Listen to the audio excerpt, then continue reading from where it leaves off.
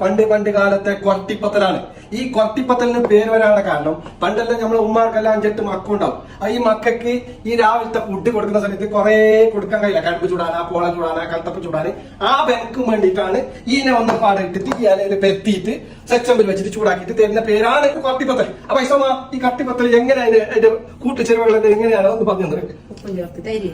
Okay, അരി എങ്ങനെയാണല്ല പാകത്തിലേക്കണ്ട, പാകത്തിലേക്ക് ജീരകൂട ചേച്ചതേങ്ങ ഇട്ട് കൊടുക്കാം അല്ല.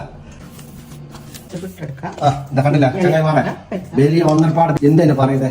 ഇത് ഉമ്മാക്ക് വിലയാണ്. ഇനി ഒന്നരപ്പാട് ആ പുട്ട് എടുത്തിട്ട് പെറ്റിട്ട് അങ്ങ് ബാക്കിയിട്ട് തരും.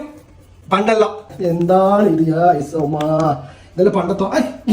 എന്തിത് ഇത് പട്ടാളികളെ തന്തൂർ റൊട്ടിയാണ്. എന്തിപ്പോ ഇത് യാ റബ്ബേ.